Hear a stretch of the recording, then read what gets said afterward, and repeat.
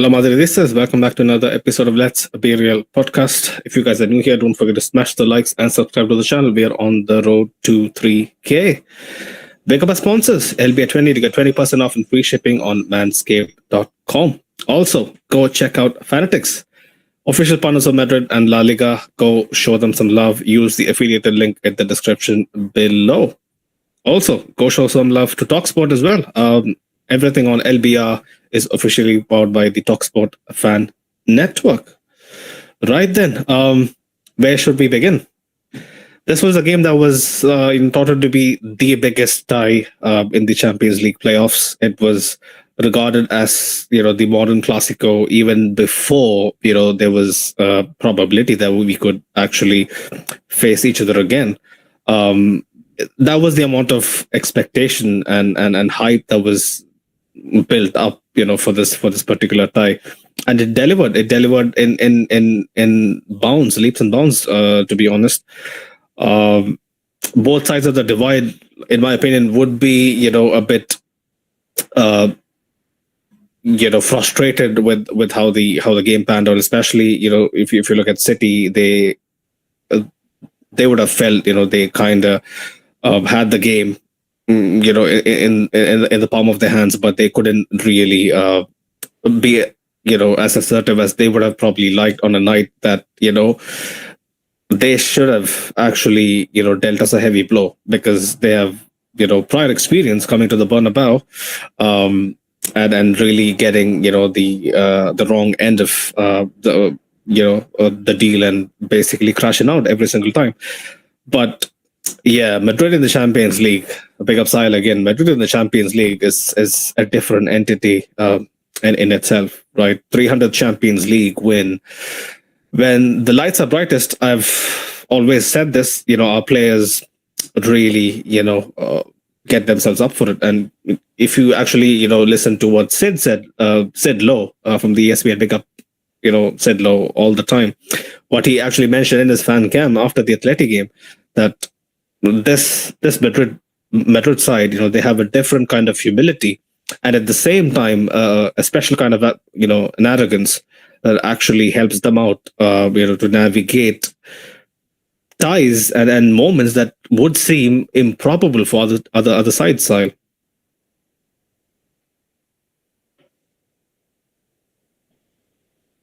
Mm. Yeah, yeah,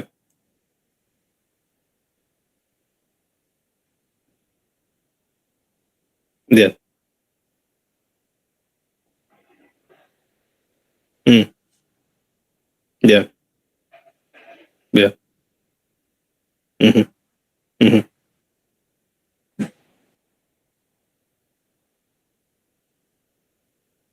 Yeah,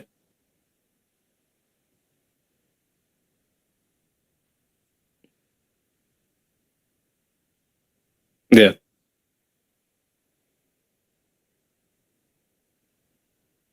Mm. Yeah,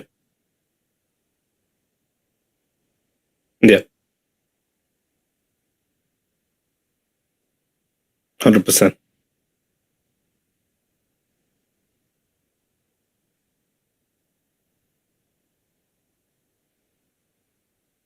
Absolute cinema. Yeah, yeah. Hmm. Yeah.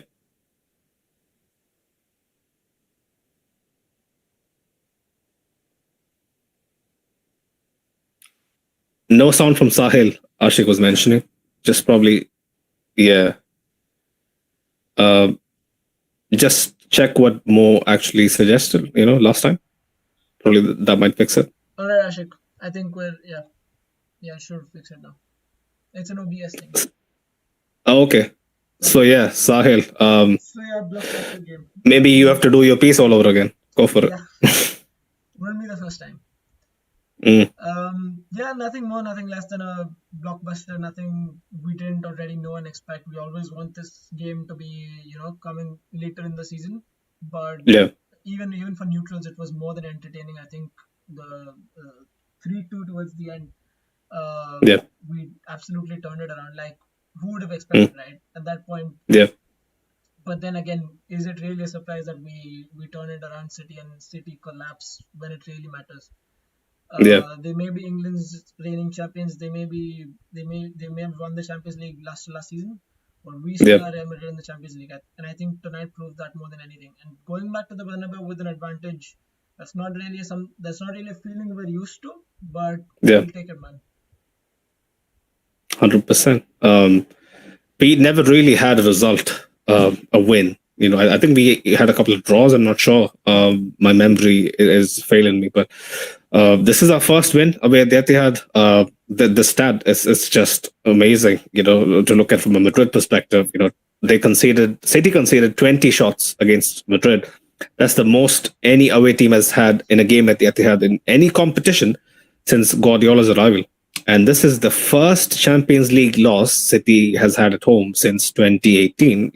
Funnily enough, Mendy played for Lyon then, and they apparently also wore orange. So it might have something to do with the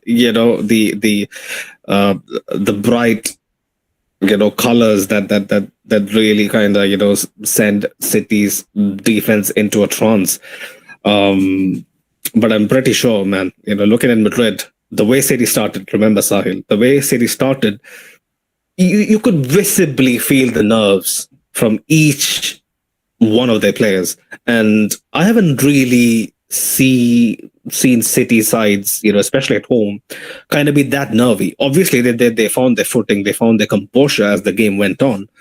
But to start with, their players in possession just looked completely kind of like a deer caught in headlights. Like they didn't really know how to cope with who they were up against. Like Mbappe and Vinicius, they actually really were present for the first 15 minutes. Like I couldn't believe my eyes. Every time City's back four had possession, it was Mbappe and Vinny basically forcing the issue. Very surprised by that, especially how the game kind of kicked off and the amount of control we gained from the get go. Because if you remember, De Bruyne scored super early a couple of years back. And it has always been the case when we play City at the Etihad. City almost always, score early, and they set the tone from there on in. But then it was the other way around. We had the large chunk of the chances. We know City are very methodical in the way they Yeah. go about their business. Mm. Also know that when shit hits the fan, when things are not going the way they're supposed to, they always have a tendency to fall back to the basics because of the way Pep Guardiola has ingrained his philosophy into that team after almost 10 years of the club. We know they have a good core built around keeping the ball, and they can always rely on and fall back on that strategy. We also know that doesn't work in the biggest of moments when you need something adaptable. When you play a team that has a little bit of an extra element, either individual brilliance or some sort of an aura, or just their presence, which I think all three of those things Real Madrid have in the Champions League. Even with a depleted team, even with several injuries at the back. So people are always going to feel that pressure and succumb to that. I think no matter how big the team, you're always going to play to the occasion. Instead of playing, you're always going to play to the occasion instead of playing against the set of 11 players you're playing against. So I think that mentality sort of plays into their minds, the City players, and you can visibly see in their body language that they're not very comfortable, even though they're at home, even though they're playing against a hugely disadvantaged Real Madrid side who are missing three of their starting back line. Even though they have the better head-to-head record at that venue going into this game, all of those things, and yet they're the ones that are playing like the ones that are coming to the Bernabeu or coming to they were playing like it was a second leg in which they were coming in with a disadvantage. And I think that's what mattered for them at that point of the game. 100%. I mean, That's exactly what I thought as well, because City sides over the years, have extremely looked confident, extremely looked like they had, the tempo of the game nailed down to the T. All of a sudden, they face Mbappe on the break, they face Vinicius on the break, and then they face a very, very resurgent Rodrigo who just looked like he could, like I believe, if he took part in the Olympics tonight, he could actually win a couple of medals in the rifle categories and whatnot, the shooting category. Yeah, that's what I mean. The pass to Mendy, I mean, you can think of Modric pulling that off. You could think of Iniesta doing that stuff. Zidane in his prime, Pirlo. But Rodrigo's pass, it deserved a goal, Sahil.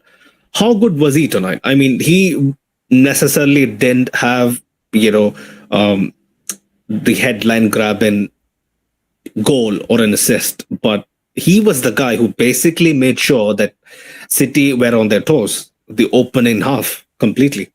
Yeah, and we spoke about Vinicius and Bellingham showing up in the second half, but Rodrigo was there throughout. Like from minute one, he was there. And he's always this player who can operate in the background, even when things are not going too well, sort of limiting the damage, falling back, running back to help his right back, forming the shape, keeping the numbers in line. He was essentially part of that second bank of four. We were defending in a 4-4-2, and he was doing some good work out there on the right. So even without the ball, he shows a lot of qualities that other world-class wingers will rarely develop. Yeah. And given that he is a player who is one very talented, but is also, provided with some real competition in his position. Mm-hmm. I don't think many players in his position would have taken that privilege and said, "I've got to work up, doubly hard to keep this position." But 100%. Rodrigo being Rodrigo, he's just there all the time, and he's very efficient with the ball. When you see him glide across the pitch, even on the right wing, we saw a few, amazing performances on the left wing this past 2 or 3 weeks from Rodrigo. Yeah. But again, now he's just shown that he can do it anywhere on the pitch, and he can. He doesn't need the goals or the assists. He doesn't need the end product at this point in his career. His effectiveness has, broadened to more than that. Yeah. And what he brings to the team can just be seen in the general way we play. Ashik was mentioning, Rodrigo today lived up to Sunaid's level of expectation. He was not just good; it was a joy to watch him today. That is the Rodrigo I wanted to see. It's not just about scoring always. Rodrigo's selflessness is something that we have touched upon, countless times. He just is the ultimate team player, and the magic he kind of sprinkles it with is effortless. Like if you look back at the past couple of weeks or the past month or so, whenever Rodrigo takes hold of the ball, it's almost a Vinny-esque expectation, really, because in previous years, or if you look back maybe 3 months, 4 months, this very season, I wouldn't have expected that kind of a spark, from Rodrigo. Now it's almost like, I think my boy can do what Vinny can do. And one thing that I can watch for Rodrigo is the fact that Vinny might go missing in games. And he absolutely did in the first half against Atleti. But Rodrigo, there you go. He just makes sure that he is available always, to impact games in moments that the team really needs him to. I'm telling you, that's a priceless, an absolutely priceless trait to have for a winger that is playing out of his position and also having to share the spotlight with his counterparts who has a bigger reputation, a bigger paycheck, everything. I mean, on a pure egoistic level, like I wouldn't be that accommodating, I'll be honest, but Rodrigo, man, 100% deserves all the praise. Quickly, Rodrigo's pass to Mendy, I mean, he should have shot. if it was Marcelo, he's shooting it at probably it's 1-0, or at least it forces Ederson into a brilliant save. But apart from that, are you kind of impressed with Menti a bit? Because I was.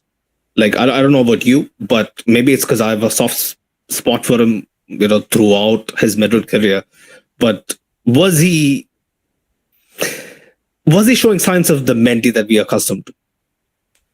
This is only because we're not seeing as much of Mendy as we are used to, because he's playing a lot less nowadays, and because Fran Garcia plays majority of the domestic, the La Liga and the Confederation games.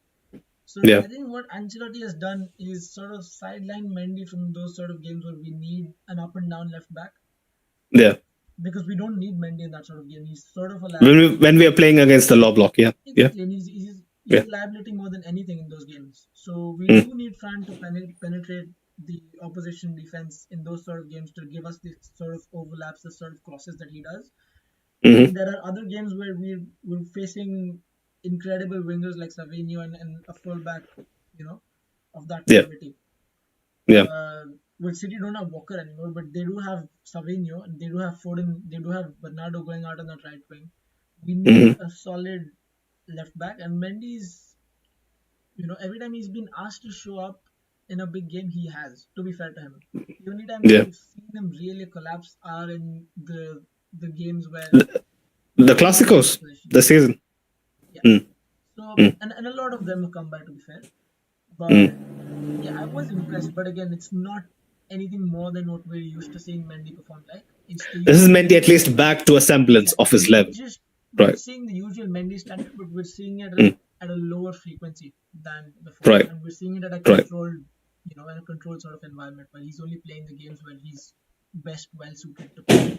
Right.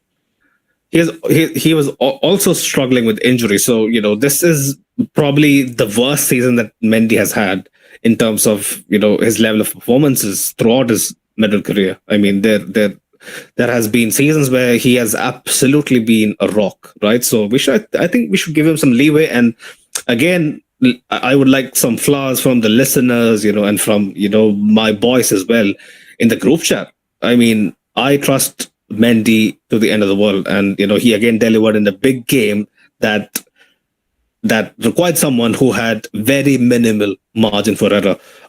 Some of his aggressive pressing on KDB, he just knows, he just knows when there's a threat evolving, and he just blocks it out. He just closes it down much better than most fullbacks, at least in my lifetime, do. I mean, it's usually centre backs who are that assertive. Sometimes I do think Mendy tends to overcome it, and he has been caught out doing that. A few too many times. This season, but tonight he knew absolutely how to deal with Savinho, how to deal with Foden. KDB. He just is that guy who you can rely on. But quickly, a couple of thoughts from Ash. Ash actually was asking us thoughts of Madrid maybe being overconfident at the Bernabeu, taking consideration of their flaws. We wouldn't be overconfident. That's something that I would like to reiterate, and I would like to kind of borrow what Sidlo actually mentioned, that we are a side that, regardless of where we stand in terms of European pedigree and the amount of Champions Leagues that we have racked, we are not going to sit on this lead. I mean, it's suicidal to do so. The experience that these guys have and the experience that Carlo has, they're never going to actually settle on this lead, especially at home. But Mendy. Since we are on Mendy, Raul Asensio, Sahil. I mean, he just. I get why Vinicius. I get why someone would be tempted to give Vinny man of the match, but to me, to me, like, there's no question about who man of the match should go to, because he's put a mammoth of a defensive performance. He's been there every chance. He's basically man-marked Haaland to death. Like, I know Haaland still got away with 2 goals, and Asensio missed out on the first one where he tried to get to hit. But if we're being honest, that was Tchouaméni's ball and that was Tchouaméni's possession. And Asensio is only there because Tchouaméni is out of position in the first place. I'm not going to not going to blame Asensio for missing out on that header because he's the right player to that. But there was many other occasions where he's actually slid into De Bruyne, sure. He slid in. He slid in when Haaland has run into the box without the fear of giving away the penalty because his execution. He believes in his execution so much for a 21-year-old kid. I'm not even gonna call him a kid because he's come up from the academy and he's not got many first team minutes. In terms of central defenders, that's a very young age as well. So for someone that young coming into the first team and playing against Man City in one of his first 15 appearances for the team, that was a mammoth performance. And even taking that context away, any defender putting up that performance, how comfortable he looks on the ball, how composed he is, how good his body language is, how much of a leader he is at the back line. Yeah. At his age, right? We don't even see the likes of Mendy or another player. We don't see Tchouaméni. Tchouaméni is much senior to him. But when he plays centre back, he's not that commanding. He's not that nature of centre back. Tchouaméni is someone who has played in World Cups, Euros, you name it. Qualities of his own Tchouaméni, no doubt. But Asensio is a warrior. Let me tell you that.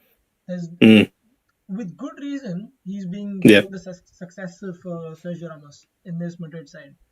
But he plays like that, and his body language is that way, where he knows what he's capable of. He believes in himself so much that it just shows in the players that are playing around him. And I think he makes the likes of Tchouaméni, even Valverde, look a lot better when he's playing. Yeah.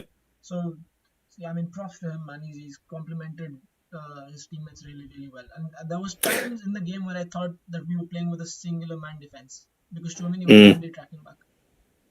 But let's get to Tchouaméni later on. I mean, Asensio, like when I watch him play, I just wonder, like how many of those youth academy prospects have actually slipped through our fingers just because they couldn't get enough minutes in the first team. I mean, there should be an inquest into it because people just judge players watching them play in the Segunda, watching them play in the Tercera, watching them play, in lower divisions where they aren't really tested.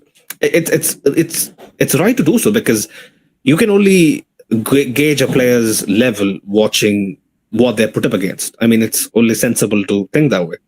But my argument for that would be when you trust someone like Asensio, who was not touted to be, one of the brighter prospects out of the academy, into a situation like this. Yeah, sometimes it might backfire and sometimes it might cost people's jobs, stuff like that has happened and it's out of the, it's not out of the question. But it's a trial by fire, right? And if someone like Asensio can come through it, literally fly through it, I'll be very honest, because he started at Liverpool as well. Although he wasn't as impeccable that night, I still saw so many qualities in Asensio's performance, even at Anfield, that made me think, oh yeah, there's a player there. There's a player that we can actually bank on. And tonight he just repaid all that faith, repaid all that confidence that the fans, the management, completely showed on him. I mean, Haaland is a nightmare to deal with.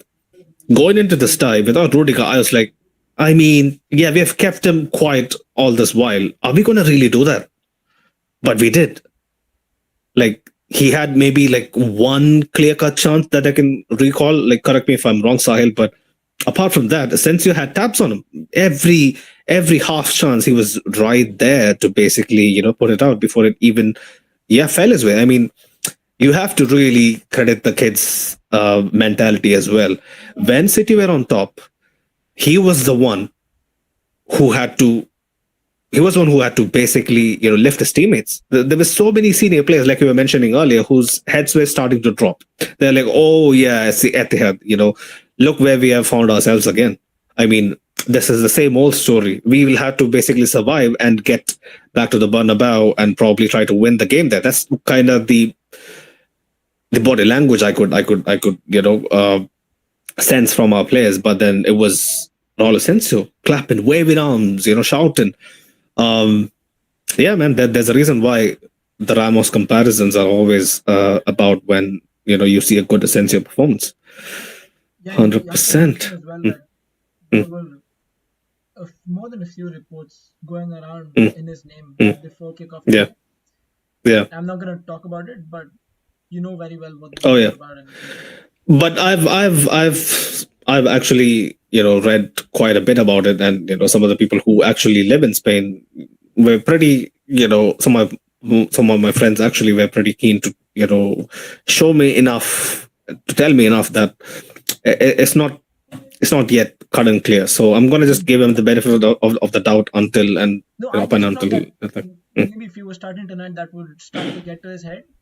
mhm. So much being in the Yeah, papers about him, but he actually yeah. managed himself well. Mm, So mm, yeah, mm, mm, kudos mm. to him. And like you said, he transmits that energy as well. When he's confident, when 100%. he's playing well, those around him are playing well as well. Yeah, I don't think a Militao and Chouamini back line would work this well. I'll be very honest. That's coming from me. That's high praise because I rate Militao so much, Yeah. but I don't think he would be as assertive and aggressive as Asensio was tonight, especially if he was at 21. Like you should take that into account as well. Asensio is yet to actually face a critical moment go the other way. We'll find out soon enough, how he would cope with that. But yeah, but yeah, people in the chat, you should chill. Yeah, you should actually be chill. You shouldn't actually be getting into arguments over basically nothing. Um, Oh, right. So Asensio aside, Chouameni for the first goal, Sahil. I was very adamant in the chat, in the group chat, when guys were talking about the goal. I don't know if you saw that. I was very adamant that it was Chouameni's positioning that basically puts everything in disarray. If he is a little more committed, if he's a little more, alert to get back quicker, and if you remember that sequence, Sahil, like Haaland he's about to make the run, and he's almost moving aside, like gesturing, yeah, this is your way, man. I mean, you can basically run in behind. I would just, lay the red carpet for you. That was what it felt like in real time. yeah. Although I should caveat this with mentioning that Chouameni, for all that madness, he brushed up his game so much that he just looked like a completely different player in the second half. He just was winning 50-50s. He was there, whenever, the back line needed someone to actually clear the lines. Chouameni was there. I mean, I think completely that completely shook him to an extent where, yeah, he rolled up his sleeves in the second half. But that error, that just goes to show he is not someone who's defensively very proficient. It depends Mm, to what extent his defensive capabilities are coming into mm, question. mm, If mhm. he is playing as a defensive midfielder, he isn't Yeah. being called to track back, nearly as much. So that's a different equation altogether. But when he is playing Mm, centre back, and we saw this even during that quote unquote purple patch that he had when he was first actually moved to centre back, and we realized, oh, he's not actually all that bad at centre back. And mm, because of the fact that he's not been performing up to his usual standards in midfield, might as well keep him there because our other centre backs are out injured, right? We yeah. don't trust Yeah. Vallejo that much. Yeah. Uh, we don't trust the other academy centre backs apart from Raul Asensio now. Mm, mm, We're not going to play another full back out of position, right? yeah. Yeah. So that's not going to be it. And Mm, Chouameni, he has his lapses in judgment, and that's always going to yeah. be there. I think for a midfielder who's playing in defense, that's Mm, not going to go away. Like no yeah. matter how hard he works on it, he's Yeah. naturally inclined to play a certain way. Mm, But it's the one thing that doesn't stand out to me that he doesn't ever show up and be the strongest in a team when things aren't going right. We mentioned this with Rodrigo that mm, he was all over the place and he was playing really well even when the team yeah. wasn't. But when Chouameni, actually brought his A game to the fore, that was when the Mm, rest of the team was playing well. So where was mm, he when he was actually tested in the first half? yeah. Because I remember Raul Asensio was there. Raul Asensio was Yeah. putting in tackles left, right, and center. Raul Mm, Asensio was marking his man. right? Raul Asensio was running back, tracking. Raul Asensio was organizing the offside trap. Raul Asensio Yeah. was there on set pieces. Tchouaméni just Yeah. wasn't. Like, it's not Mm. that he made an error apart from that first goal. It's Yeah. that he wasn't involved enough. It's that he wasn't taking enough of an initiative on the ball. Mm. Mm. Distributing the ball, playing vertical Yeah. passes. So Mm. I would like to Mm. see more of Tchouaméni in that first half in phases of the game where things are actually against us. Right? Mm. And if we can have Mm. two solid centre backs that are capable of performing even in adversity, Mm. then I think we're basically unbeatable. But then, Yeah. other problems arise. Yeah. So that's Uh, simply about it. So the mm. Tchouaméni equation isn't as simple as it may seem. Mm. I mean, Carl was mentioning, Rudiger and Alaba will be back next week. I was surprised by that. I wasn't sure that Rudiger and Alaba would be fit enough. Alaba probably, but Rudiger was definitely ruled out for the City second leg. But apparently now it seems like he's going to be back. I don't hope I do hope that he's not rushed back and we are kind of inviting Haaland to run at Rudiger. That's basically Half limping. full, half limping, full of self doubt about whether he can be at the top of his game. Because right now Sensio is doing the job, and I do think it'll be super super harsh if he gets dropped. It's going to be absolutely diabolical if he loses his place. The other option I would think is Chouameni getting into midfield. Kamavinga, Sahil. Much has been said about how capable he is, especially in playing key passes. Especially in dribbling out of tight spaces. He has been playing against City for 3-4 years, but that first half really showed me that he is still super nervous playing. The role of a guy who has to make things happen beside Ceballos and beside Jude Bellingham, who aren't really Jude Bellingham is more of a fourth attacker in so many phases of the game. Like, I do think Kamavinga needs someone to actually hold his hand, especially in the big games, because the amount of times he had a pretty straightforward pass in behind, he just always chose the safe option, and he looked very nervous. I mean, the midfield of City was really sensing that. It was like, yeah, like when he gets the ball, we press him, we pounce on his bad touch. And in the second half, it kind of as the team kind of found their footing, that kind of evaporated a bit. But yeah, I was very concerned by what Kamavinga was doing, and you could see uh, Courtois, like he didn't have any patience to give this midfield and back line a chance by playing it short and letting the move develop. He was just punting it into the stands at every chance he got. Very surprised by the lack of composure Kamavinga showed. Look, one thing we know is that Mm. Kamavinga is quite press resistant when he's actually playing well. When he Mm-hmm. gets into the right positions, when he has somebody to always play that one short pass and Yeah, touch and go, yeah, yeah. that's when he flourishes. Mm-hmm. But that is when Valverde is in midfield. And Valverde, as a matter of fact, isn't playing as much in midfield. That's why we see Kamavinga drifting out to the right, where he isn't really the best. Mm. Uh, but yeah, the right side of midfield is always where Kamavinga is going to be because Ceballos is in the team now, and Ceballos is officially somewhat a starter every now and then. Mm. Um, so his weaknesses don't necessarily come about because of the way he plays. It's just like you Yeah, said, like you mentioned, nervousness, right? His erratic yeah, nature can come about. It's just get getting the sort of confidence from his manager. Okay, you mm. made a mistake, but you can go on and try that again, or maybe not. But I think he's stuck in two minds more often than not, and that's enough Yeah, time for the opposition to steal the ball off him. And we've seen mm. it many times, right? It's not happened Yeah, in one game now. mm. Um, Mm.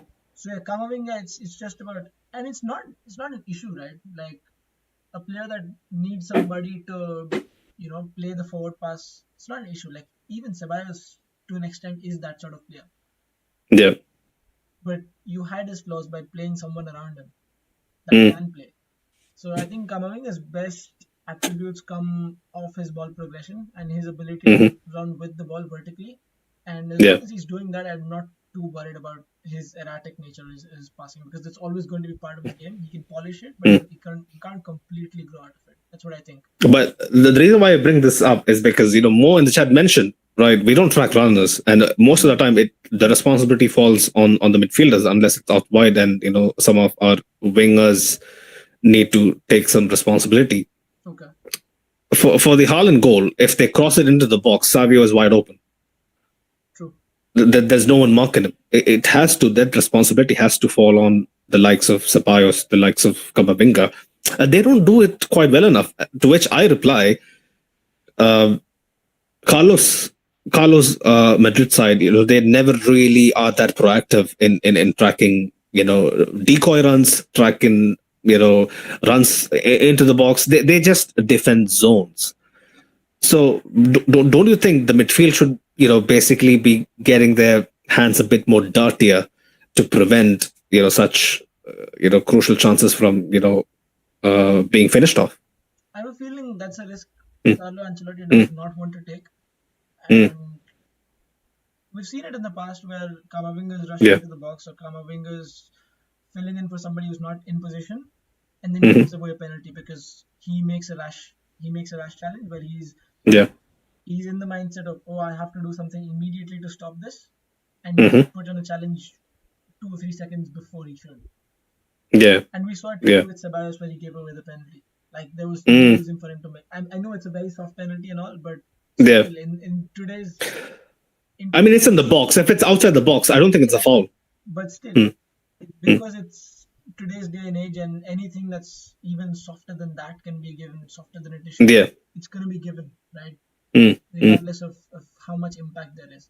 So I think Ancelotti sees that Camavinga is not as analytical, or he's not as smart about which tackles he's supposed to make and which tackles he's not. His execution is always there, no doubt. He can always slide into the challenge and win the ball 8 out of 10 times. But the 2 out of the 10 times that it does go wrong, Ancelotti probably fears that it may go wrong in the box. And the other teams are going to be smart about this, because when Camavinga comes back into the box, they know what he's going to do. He's going to be on his slide tackle. And probably that's what that could have been what Foden was thinking, because Camavinga stays away from those sort of tackles, because there was a phase even last season where we were criticizing Camavinga for giving away silly challenges in the box. Ceballos, I think, still can work on that, because Ceballos doesn't have to do as much of the dirty work. But if he does want to fill into that role, then I think he has to work on it. We haven't seen 100%. We haven't seen him make as many erratic decisions as Camavinga, but today was one example, particularly.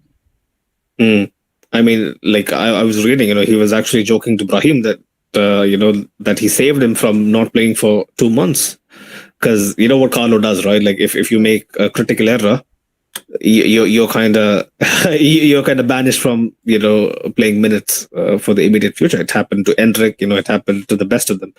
But Ceballos' error, it was unnecessary. There was someone who, in desperation, because these guys, they know, man. They watch hours of footage, and we don't even need hours of footage to tell that ourselves. Foden, edge of the box, super dangerous. No matter if he's playing at 50%, 70%, 80%, Foden at the edge of the box is a very lethal weapon that City knows how to use very, very well.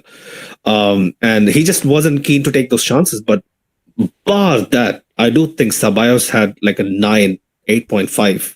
The pen would severely, affect his rating, but I do think he was one of the standout performers on the pitch, especially in the way he handled with, KDB and Bernardo Silva and later on Kovacic. He just handled how to, he just was very well equipped, street smart to navigate, City's sometimes, aggressive press. The more we kind of was pushed back and the ball was kind of, being played between Thibaut and the centre backs. It was always Ceballos offering that alternative. Yeah, man, like going both ways, I think Ceballos was exceptional and deserved assists as well. And I used to always say, Ceballos is good enough, but he just have to have that one critical moment. Obviously, he kind of blemished it with his the pen that he conceded, but that pass to Mbappe, I mean, man, like if Modric does it, if Kroos does it, we are just talking about it for days. But Ceballos just managed to do that on the biggest stage of it all. Yeah, undoubtedly. That's one aspect of Ceballos' play that a lot of us will underestimate and that a lot of us will sort of overlook. There were loads of aspects of Toni Kroos's play that all of us overlook because of how good he was in other phases of play. We know that Ceballos is a calculated risk taker. We know that he's very precise with his passing, but those aren't the only two good things about him, right? He can do the dirty work. He can help out of possession. He can be more than handy, proxy left back when Mendy is out of position or when Fran is out of position more active. So there are multiple of his attributes that need polishing, definitely, like you mentioned with the penalty. But it doesn't. He's not young anymore. He's what, 26 or something? 27. But still, he's clearly working on things still, even at 26. Like clearly, he's double the player he was. He's twice the player he was at the beginning of the season, right? Yeah.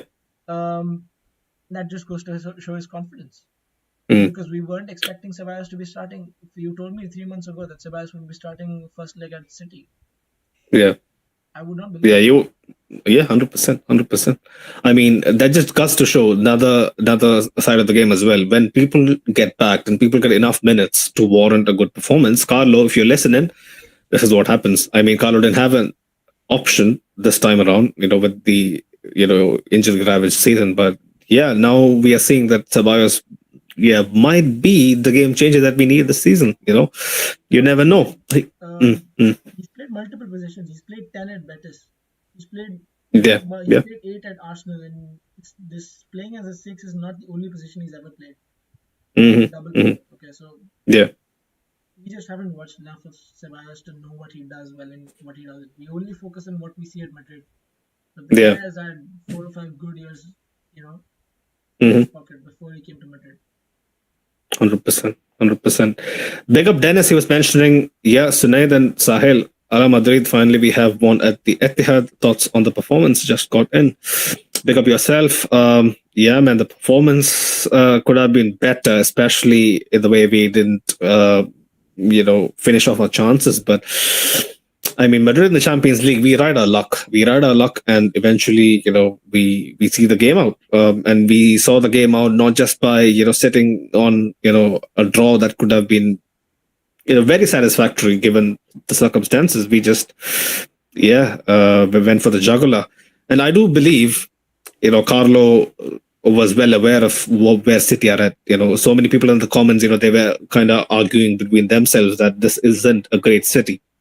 Nobody will say this was a great City. But this is a City side, like us, they have a lot of options, not just on the pitch, but on the bench as well, that could, given the day, given the right, atmosphere, they could just turn the season around, in the blink of an eye. So we had to just get the job done, man. I mean, you just saw what happened in the first half. When they actually looked on it, we were very nervous. We actually looked like, there were actually so many flashbacks, World War II flashbacks from our 4-0 loss, even tonight. And that just goes to show how great a side City is, even at their, so-called lowest, if you might say. If City at their lowest is fifth in the Premier League, knockout stages of the Champions League, the striker being second in the Golden Boot race. I mean, there's levels to this game.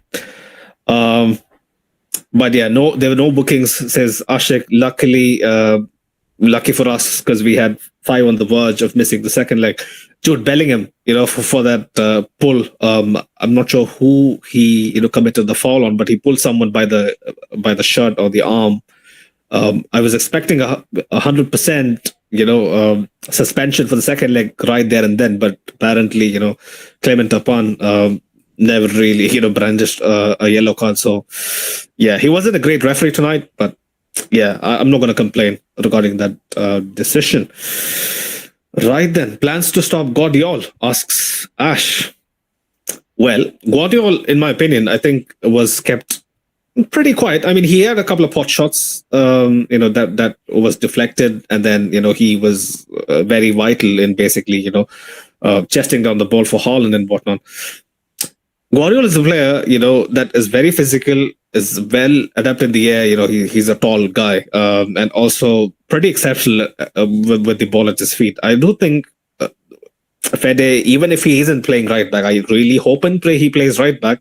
Because Ashik was mentioning earlier that Vasquez, if fit, would probably be back in the lineup. If Fede is playing, I'm not really concerned because he's going to keep tabs on him. Talk to me about Fede, Sahil.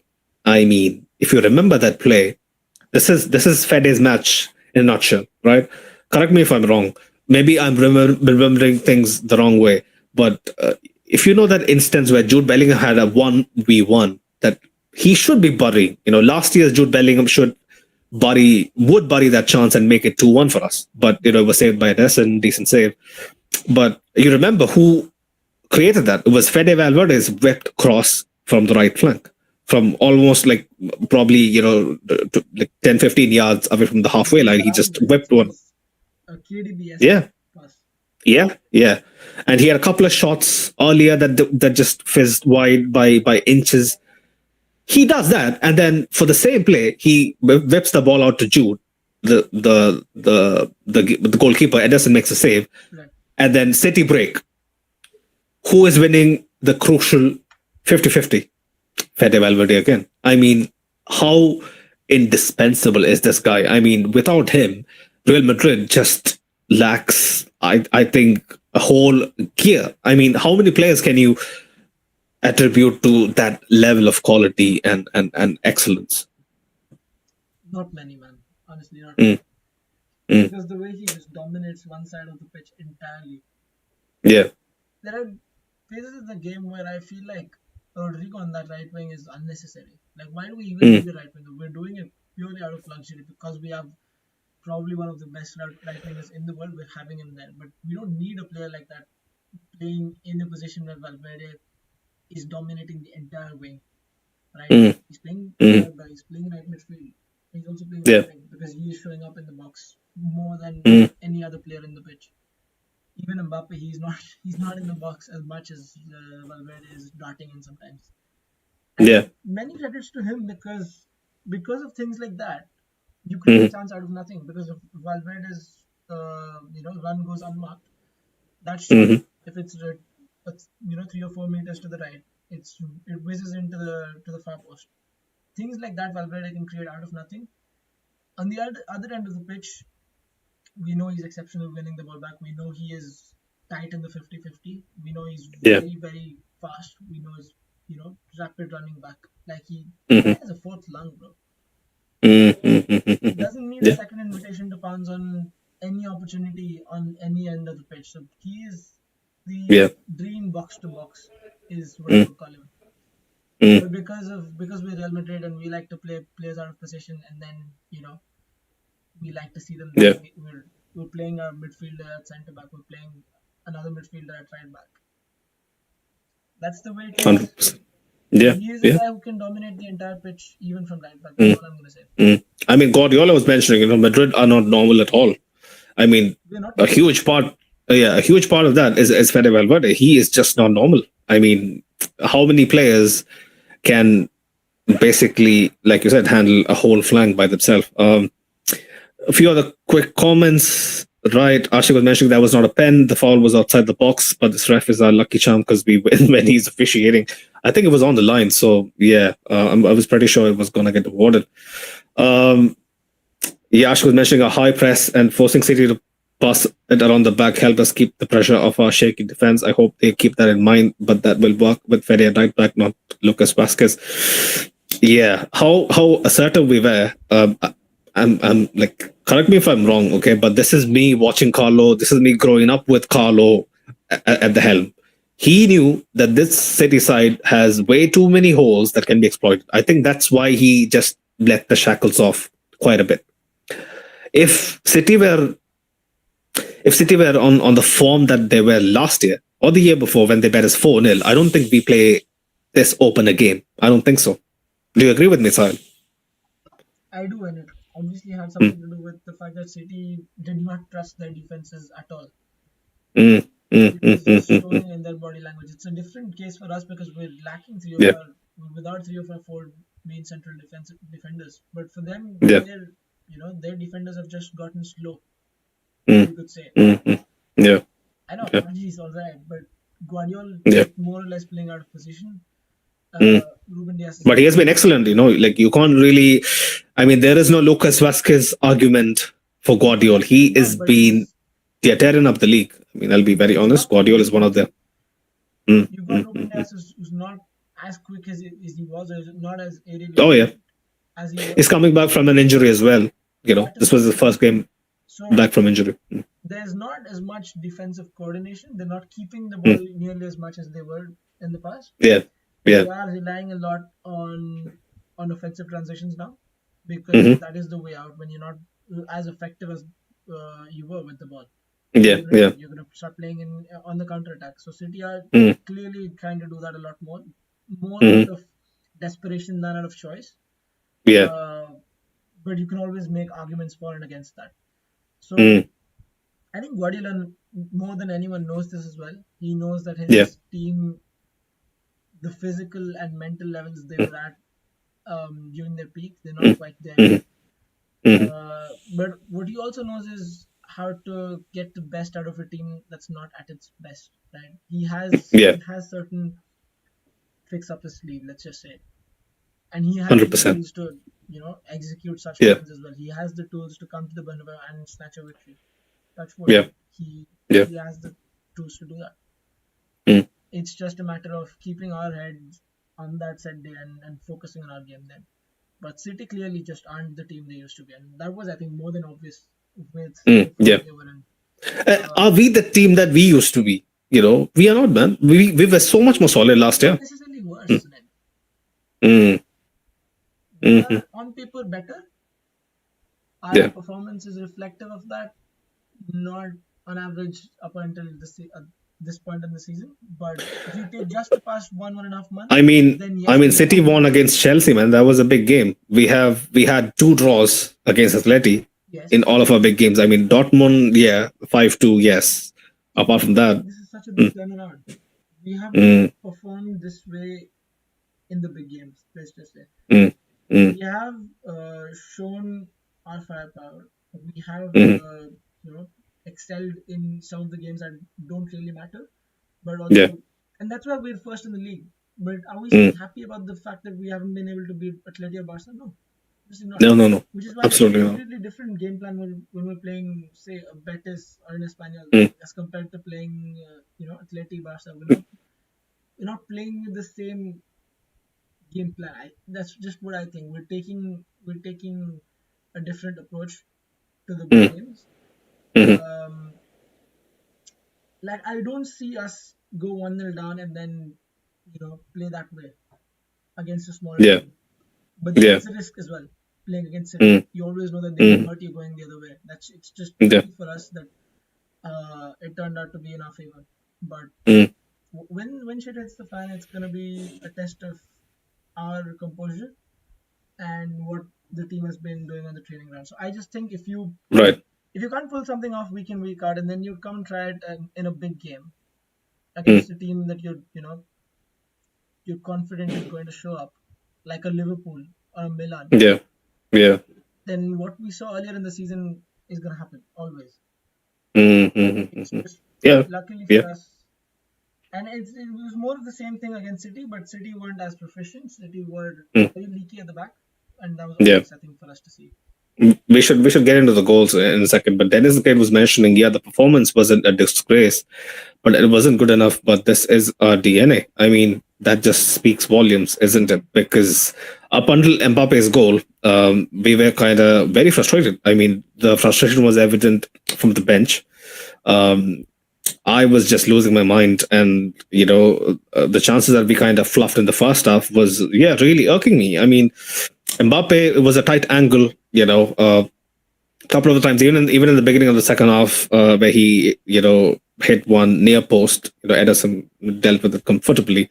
The Jude Bellingham chance that you mentioned earlier, the glancing header, but that scuffed shot off his shin has everything to do with the black magic, the juju that we possess in the Champions League. I mean, I won't take anything else for an answer, because that just sums up that this team has a few intangibles that just, favors what we do and how we survive in a particular game at every juncture. Like, I don't think any other side with their star man basically doing that, scuffs one in off his shin the way Mbappe did. Because Mbappe is going for the spectacular volley. How does he mistime that so funnily, Well, yeah. Yeah, I mean, can you explain that? You can't explain that. You can't explain that. Obviously not, because if he times it well and if he hits it perfectly on his laces, then it goes straight to Edison or goes wide of the post. It doesn't. And and that's the thing, right? Yeah. Benzema in the past against City, Ronaldo against Atleti back in 2017. Multiple moments where we just don't know where a goal comes out of, but it comes out of our asses.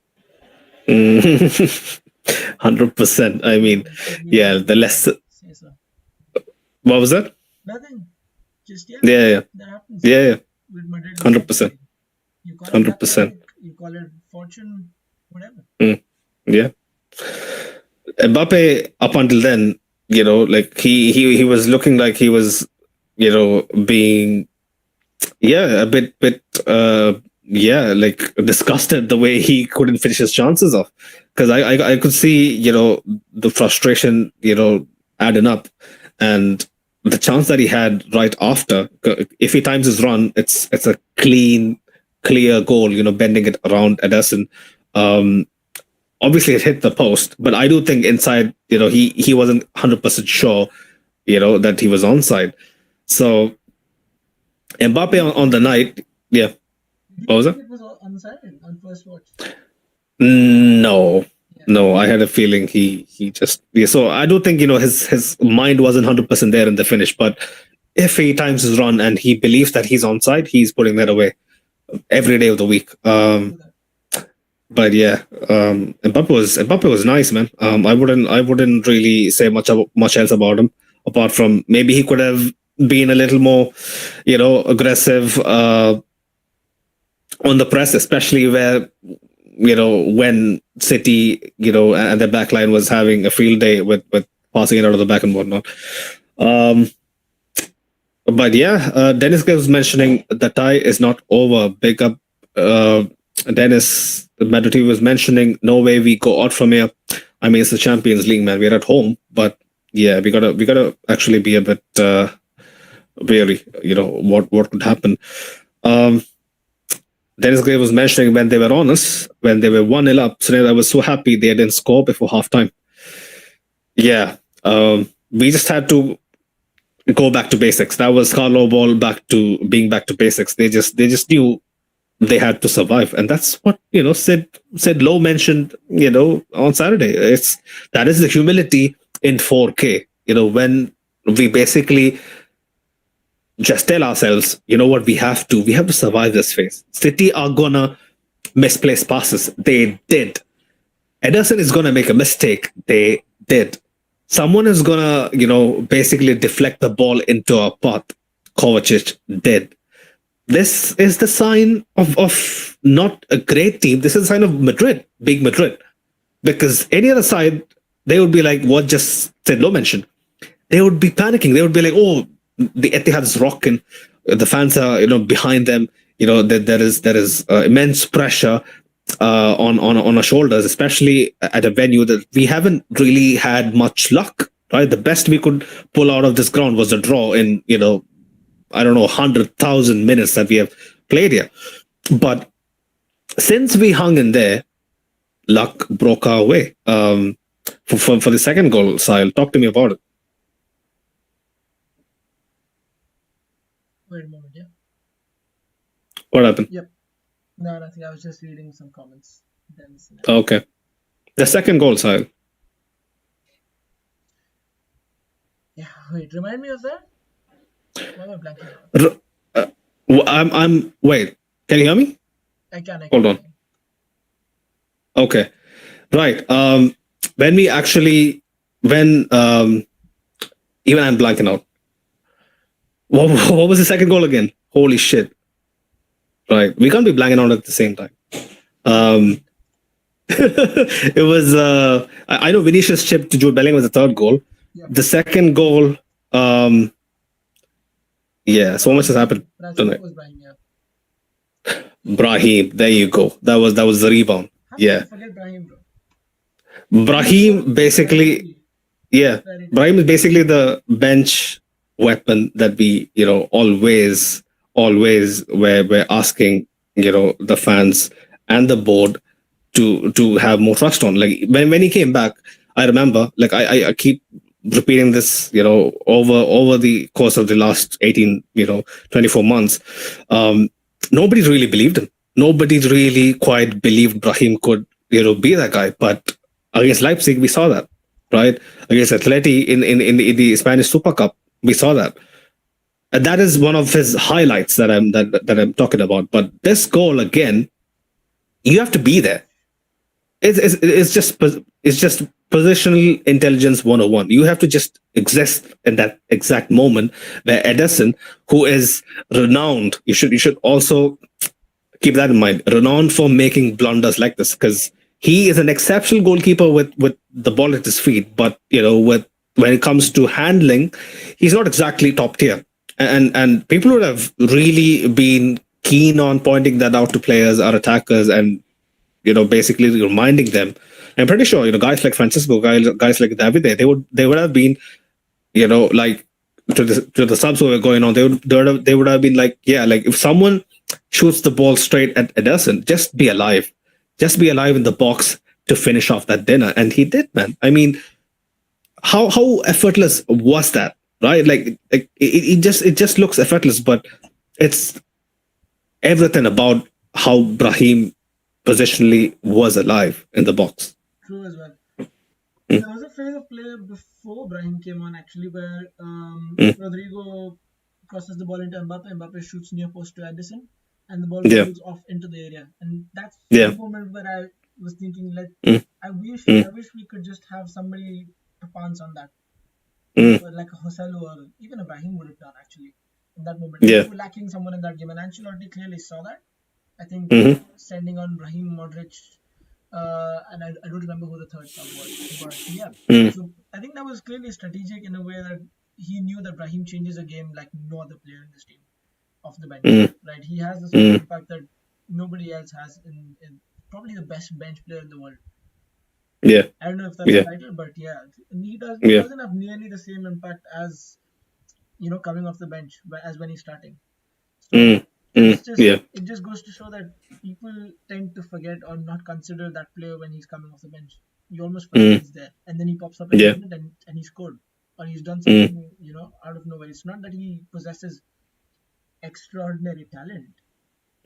It's obviously he does, but in contrast to compared to Mbappe's and Vinicius, he's playing. He's fairly well talented. He's just very street smart, is what I think. He knows where to show up. He knows the right kind of positions to show up, and he also knows what mistakes the opposition defenders will make. So he's always on his toes, is what I've always noticed. And he has a pretty lethal finish on him as well. I mean, Brahim from with both feet. That's one good thing about him. Regardless of where you put him, I think last season he made a few appearances off the bench in the Champions League, where he played on the left wing actually, and he had to cut in and play with his right foot, and he was well at that because he's he's equally as proficient finishing with his right. Yeah. So that is, I think, a big advantage of having a player like, and it's so, like, even us, we forgot about that piece of play, because to us that those last two goals were so close. Yeah. It was basically clubbed. I mean, I didn't forget about it. I mean, it's just like I did mention. No. I know, but I didn't really forget about it. Like, remember, I mentioned Ederson made a critical mistake where he, while passing out of the back, because he's the one basically giving us the key to the door by like playing out such a poor ball straight into our attackers, and then we broke.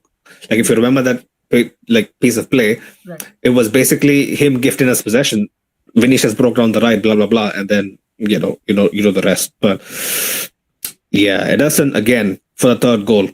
Sahil, what does a conservative goalkeeper do? Does he stay on his line when that happens, or do you think it's just instincts kicking in, or do you think it's another case of Ederson basically gifting us a goal? Because types of people used to say that when Manuel Neuer did that sort of stuff and it didn't work out. Well, it did work out most of the time for Manuel Neuer. But you've got to have a judgment of when to go and when not to go. Even Courtois leaves his line sometimes, but not always. Courtois is more the kind that will stay on his line and really trust his body to make himself big and cover up most of I mean, it helps if you're 10 foot tall, right? Yes, and Ederson will, I think, like he did with the Bellingham chance, where he came out and he actually made himself big in front of Bellingham. Luckily for him, it hit the left side of his body and deflected off. It isn't always going to work because Bellingham didn't have the time to chip him. Vinny did. Vinny attempted to chip, and it didn't come out. And the chip wasn't great, was it? It wasn't great, but he had the presence of mind to know that he's off his line and I'm going to chip. And he had the time. But then again, it's Madrid. Half the time that I've seen a chip being mishit and lacking enough power, it gets cleared off the line. It gets booted out into the stands by the defenders. True. But it's Madrid. It falls into the path of Jude Bellingham. Exactly. So if he doesn't come off his line, right? Yeah. Imagine that piece of play. He doesn't come off his line when he says plays it to him, plays it Bellingham in, and Bellingham finishes. Well, he's made to look stupid this way, but also in the end, he would be stupid to not come off the line. So either way, he's going to end up regretting doing what he did. So I think that sort of decision making with goalkeepers is very, more. It's a fine line. Yeah, it's a very fine line you've got to walk. Plus, it's more the style of the keeper and more the style of what the manager wants me to do. If you are a team that's going to face a lot of defensive transitions, then I think a lot of goalkeepers are going to be accustomed to coming up off the line. And you have a point. It's going to work more often than not. But in positions where the opposition's players have time and space to execute something like that, it's not going to work. Especially with an aging defense, with centre backs not going to catch up to forwards. Yeah. Jude Bellingham again. I mean, 93rd minute winner. In the chat on the preview, not just yesterday, but even day before, with Big Steve, people didn't rate Jude Bellingham, but he just made himself, the main man of the moment. Big Steve's in the chat as well. Big up yourself. I told you gifts all around. But I mean, come on, Steve, you just expected your team to do so much better than they did, especially given, the way in the first half City had, those periods where they could have capitalized on that, upturn and momentum. I'm pretty sure you'd be frustrated with that because it wasn't exactly, we made our luck though, right? I mean, Sahil, Steve has a point where he might think, like Ederson could have done better for the second goal, maybe, but for the third goal, we just were that much more, willing to work harder, willing to just force the issue. We could have just sat on a 2-2 draw, but we were just willing to basically go for the jugular and nick the win. That's what I believe. But yeah, man, talk to me, Sile. Jude Bellingham. People apparently, in England, they don't really rate him as much. I wouldn't say he had the best of games. I wouldn't say that he was as effective as he would have liked, himself to be. But when the big moments come calling, it's Jude Bellingham on the poster the next day, Jude Bellingham on the newspaper front page next day, every single time. Well, firstly, I think those in England don't rate him as much because he didn't come to England. That's a big part of why, because Right. expected him to move to Liverpool and whatnot, and that never happened. The other thing is that Jude Bellingham, we know him as a difference maker, but the difference, let me put it this way, the difference is not always just there to be made. If it was that straightforward, okay, that is the gap I'm going to fill in this game. That is my role in this game, and I'm going to apply myself to that. All players would be great. What sets Jude Bellingham apart is his problem-solving ability, because we saw him struggle in that first half for space and for time, because Man City, to their credit, had a plan against Jude Bellingham. They knew that he was the living soul and heartbeat of this Real Madrid team, right? They compounded their defense. They compounded the space around Jude Bellingham and where he usually is, right? And they used that to basically suffocate our build-up, and we had to go around. That's where Vinny and Rodrigo came into the game so much, and Jude Bellingham put into that first half. Like, there were certain players who got better as that first half went on, but Jude Bellingham, I don't think he did. Jude Bellingham was still like more or less uninvolved in the game. He did get involved was beyond the 55th or the 60th minute.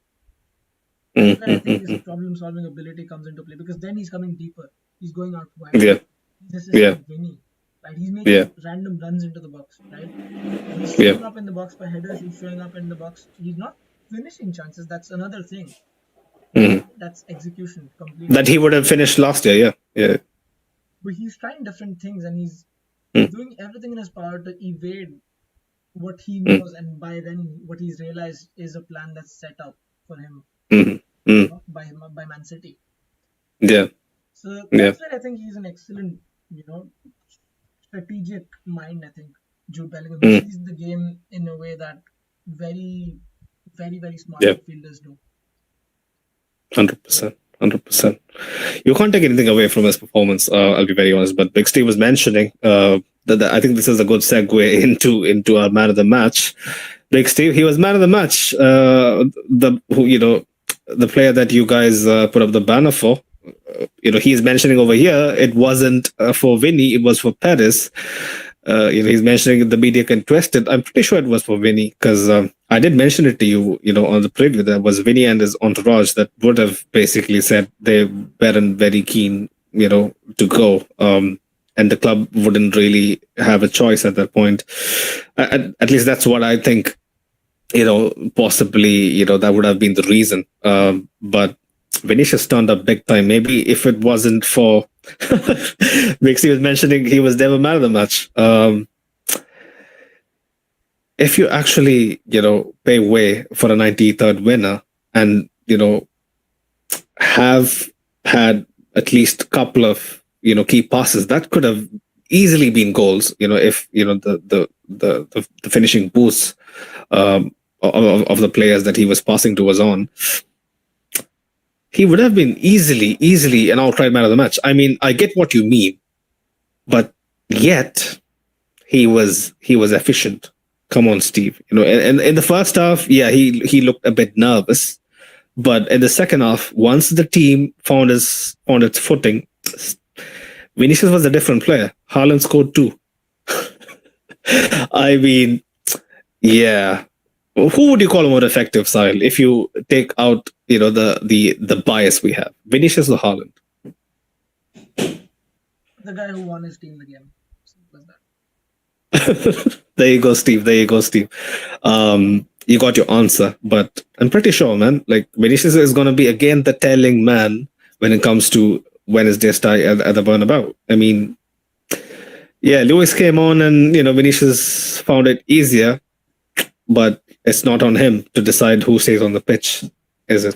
He just has to be alive for the moment, to fall his way, and he completely capitalized. I mean, what more can you ask of your number 7, your main man? Yeah, Big Steve has all the emojis for tonight, ready. But you got to give the guy credit, man. Big Steve. There's a reason why people rate Vinny above Mbappe as being, the go-to guy in this Madrid side. Akanji locked him up in the first half. He did. Yeah. But Akanji did limp off. And who knows if the team actually were thriving like they did in the second half. I don't think Akanji can actually stop him. Araujo couldn't stop him, who is arguably, one of the best defenders in the world. I do rate Araujo, at his best above Akanji.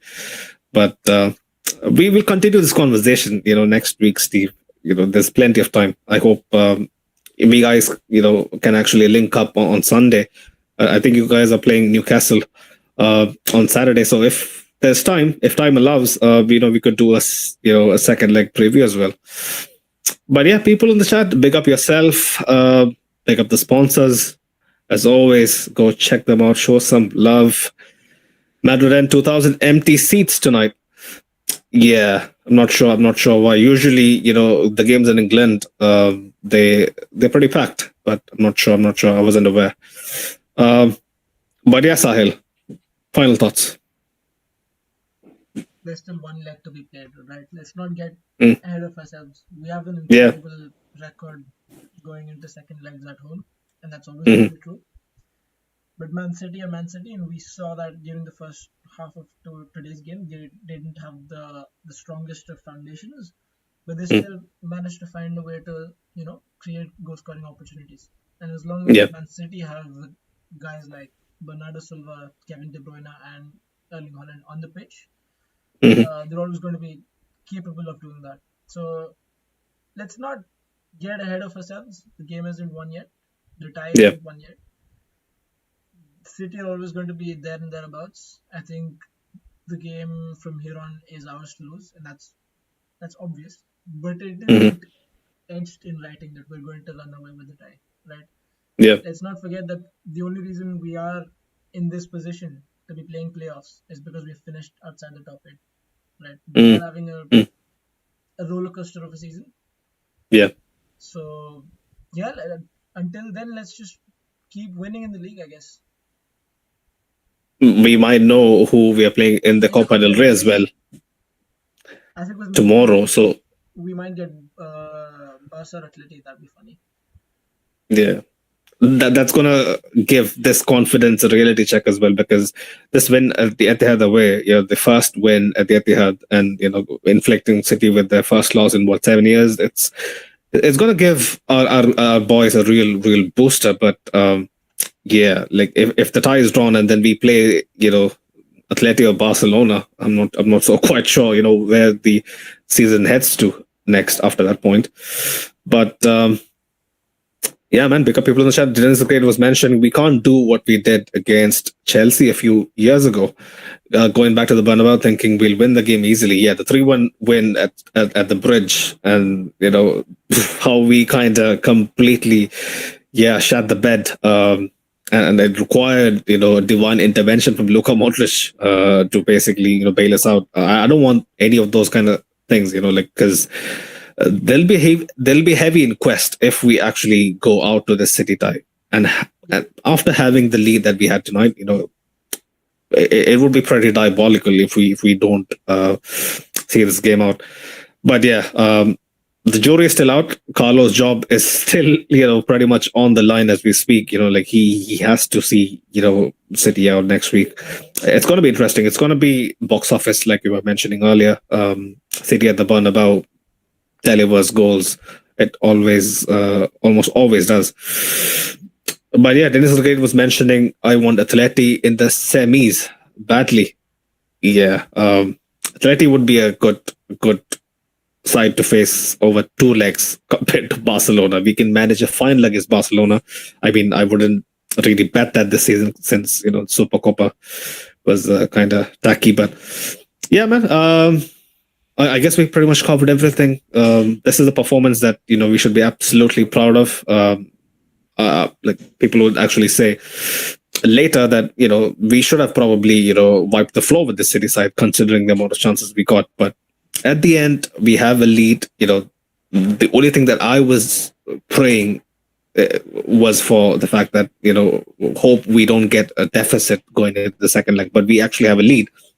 I'm pretty enthralled. I'll be very honest. I'm pretty ecstatic about the lead, and I hope, and I really hope the chances we get in the second leg gets dealt with much better, and we put the tie to bed early. It's imperative we do that. But yeah, people. Until next time. Hala Madrid. Hala Madrid.